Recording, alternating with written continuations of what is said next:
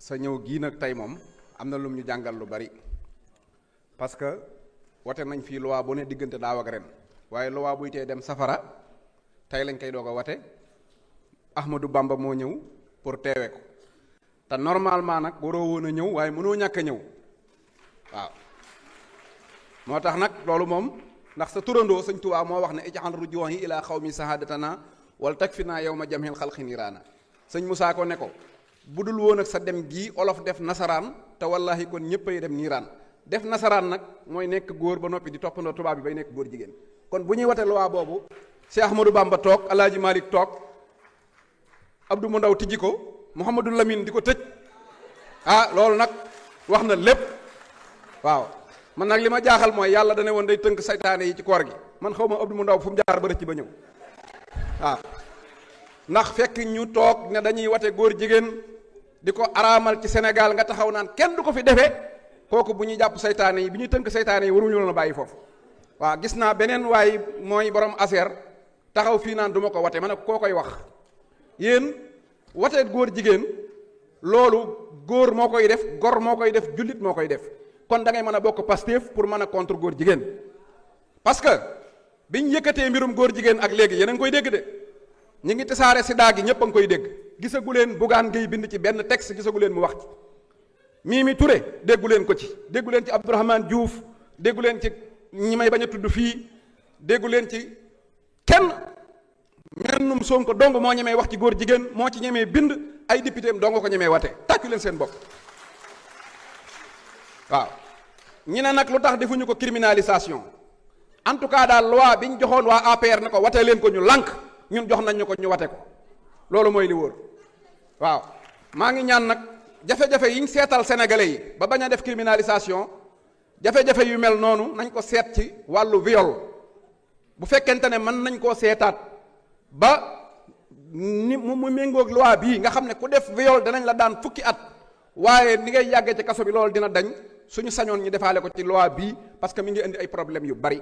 maa ngi ñaan nag suñu xarit suñu wëllëre Oustaz Al Amine Dramé mi nga xam ne wax nañ ma ne léegi dañ koo def garde à vue maa ngi ñaan ñu bàyyi ko parce que nag gisoon naa Babacar Fall ñu ne dafa am problème santé dossier médical moo tax ñu bàyyi ko Imam Dramé mii ko xool dossier médical am di ko garde à vue lu ko dal yaa ko teg libéré Imam Dramé immédiatement bu loolu jàllee nag mënuma laa bañ a yóbbante ci Bébé Delané waaw Bébé Delané sa président li tax ma wooyee ko Bébé Delané nag mooy Bébé Delané day yeewu rek màgg gis cadeau yi mu jàpp ne dafa judduwaale cadeau yi mais xam nga nekk prison ñu joxee la caution wutal la parrainage nga génn rek da nga yaakaar ne nguur gi da nga koo judduwaale mu naan kenn faluma yàllaa ma fal Bébé Delané nag li ma ci tiitloo rek ba ma la ci yóbbante mooy yaayam laa gis mu uuf ko ca hôtel ba naan ko am nga doole te xam nga ne am nga doole fajal lii di xew ma defee ne lu ne la koy faje mu ne ko yaa yor chef suprême des armées te yaay présider conseil supérieur de la magistrature chef suprême des armées nag mooy jëlal fetal yi nga rey gone yi yaay conseil supérieur de la magistrature mooy tijjil kaso yi nga tëj xale yi ma di la wax ne nag digal la nga bàyyi Sonko loolu da ñëpp ne woon nañ mënta nekk na bu la digalaatee nga rey nit ñi nag muy Mimi Touré nga yaay yëpp yëg ne sénégalais na yaay yëpp yëg ne Mimi Touré digal na Diomaye Faye mu tëj xale yi rey leen kuñ fi tëj sa doom wala ñu rey ko Mimi Touré moo ko digal Diomaye Faye te moom nag lu ko Mimi digal mu def ko moo ko wax ca hôtel ba loolu nag laa bëgg sénégalais yëpp bàyyi ci xel ma di la yóbbante ci moom ne ko bokkut ak Macky Sall bi muy daw retraité na am na 54 ans amu fi ndey amu fi baay soxna yi mu fi amoon ak doom yi mën na leen a yóbbaale waaye moom dafay am ndey am fi baay am fi rakk yu tuuti ba noppi am fi ñaari jabar yu tuut ak doom yu tuut mënta daw yóbbaale leen te mënta taal réew mi di ko bokk ak ñun Pastef benn ragal dong la am muy Diomaye Faye bis bu déclaré xeex ak ñun billaahi wallaahi wa tallaahi duñu arrière yootaa nan xeexeeg Macky Sall ba buddi ko sànni andi ko ci palais bi noonu la ñuy xeexeeg moom ba buddi ko sànni teg fi ki nu saf li wóor te wér mooy moom bu ma nee jàkkaarloog Mimi Touré ne ko yow maa la fal démb nag baal ma balaa maa sama temps wa jeex démb ñu bari dañoo gis Sonko ak Diomaye taxaw ñu ne waaw lii parce que bu fekkente ne yow boo demee ba bébé yi jàng école boo leen recevoir yow Diomaye boo taxawee ñu ne ana tontoo Sonko looloo tax Sonko di génn di ñëw ci daje xale yi ñu dajal waa nag dëkk boo xam ne xale yi sax buñ gisee Diomaye ne ko ana Sonko boo ñëwee ci seeni baay naan man Sonko defaluma dara loo mënta naxe gone jërta jéem a naxe bàyyi ba li Sonko def ci réew mi ñépp xam nañ loolu mooy li wóor nee ko su bëggee am jàmm ci réew mi na respecté Sonko te ànd ak moom te respecté Pastef bu ko neexee nag mu bàyyi Abdourahmane Diouf di ñu saaga waaye li ko wóor mooy bu bal bi bombardé woo moom doo nga ciy dee wasalaam.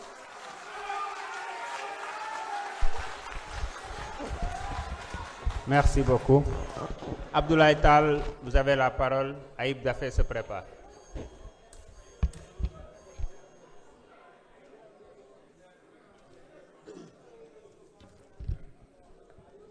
Je vous remercie, Monsieur le Président, Monsieur le Ministre, chers collaborateurs du ministre. Chers collègues, quiconque d'entre vous voit un acte répréhensible, qu'il le change par sa main. S'il n'en est pas capable, qu'il le change par sa parole. S'il n'en est pas capable, qu'il le réprouve dans son cœur. Et c'est là le degré le plus faible de la foi. Chers collègues, ces paroles du prophète Mohammed sallallahu alayhi wa sallam, transmises depuis 14 siècles comme un flambeau de conscience morale, résonnent aujourd'hui avec une force et une actualité saisissante dans cet hémicycle. Changer le mal par la main, c'est précisément ce que nous accomplissons en ce jour. Nous sommes le bras législatif d'une nation qui refuse l'abdication, qui refuse la complicité silencieuse,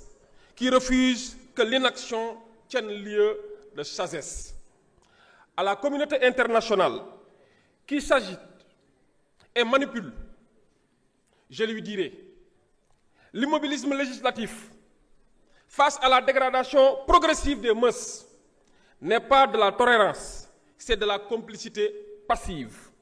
Ce projet de loi est précisément l'acte par lequel les représentants du peuple sénégalais exercent le plus haut degré de leur responsabilité. Changer par la main, c'est-à-dire par la loi, ce que la foi, la culture et la conscience collective réprouvent. C'est en ces fidèles dépositaires de cette exigence à la fois spirituelle et civique que nous sommes appelés en ce jour solennel à délibérer sur le projet de loi modifiant l'article 319 du Code pénal. Je veux à cet instant solennel rendre un hommage appuyé au gouvernement de la République et particulièrement M. Ousmane Sonko, Premier ministre, qui a porté ce projet avec une détermination sans faille, faisant ainsi de la défense des valeurs nationales une priorité indéfectible de l'action gouvernementale. Chers collègues, nul ne peut contester avec sérieux que ce soit la nécessité de revisiter notre droit pénal sur la question qui nous réunit aujourd'hui. L'article 319 du Code pénal, dans sa version héritée de la loi de 1966, présente des lacunes béantes que nos réalités sociales ont rendues inadaptées. La notion d'acte impudique ou contre nature y figure sans définition précise, en contradiction manifeste avec le principe sacro-saint de la légalité criminelle, à savoir nullum crimen nulla poena sine lege, qui exige que toute incrimination soit formulée en des termes clairs, précis, intelligibles pour le justiciable. Cette imprécision notoire constitue, il faut le dire, une faiblesse structurelle du texte d'incrimination exposant l'ordre public à l'arbitraire interprétatif et fragilisant les poursuites judiciaires. Par ailleurs, l'évolution des formes de déviance sexuelle, à savoir l'homosexualité, la bisexualité, la transsexualité, la zoophilie, la nécrophilie, ainsi que l'amplification des actes de propagande tendant à la dépravation des mœurs, appelle une réponse législative à la hauteur des enjeux. Le présent projet de loi y répond avec une rigueur juridique que je salue, en définissant avec clarté ce que constitue un acte contre nature, mettant ainsi un terme aux équivoques qui entravaient la répression. En outre, l'incrimination de l'apologie et du financement de ces actes comble un vide législatif que le réseau d'influence internationale exploitait allègrement pour éroder de l'intérieur le tissu moral de notre société.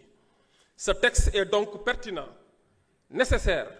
et parfaitement ancré dans les réalités du Sénégal d'aujourd'hui. Monsieur le ministre, certaines voix animées par une passion légitime mais peu éclairée ont appelé à la criminalisation des actes contre nature. Je dois, en toute franchise et avec toute la rigueur juridique qui sied à cette Assemblée, me désolidariser de cette approche et saluer au contraire la sagesse du gouvernement qui a opté pour le renforcement des sanctions délictuelles. Je terminerai par dire que ce projet de loi n'est ni une loi de haine ou une loi de persécution. C'est une loi de protection. Protection des enfants, protection de la cohésion sociale, protection des fondements moraux sans lesquels aucune société ne peut prospérer durablement. Et précisément parce qu'il est une loi de protection qu'il mérite l'adhésion unanime de l'Assemblée nationale. C'est pourquoi j'appelle l'ensemble de nos honorables collègues à voter ce projet de loi et à témoigner, ainsi que la représentation nationale sénégalaise est digne de confiance que le peuple souverain a placée en elle. Je vous remercie. Merci. Mohamed Aïb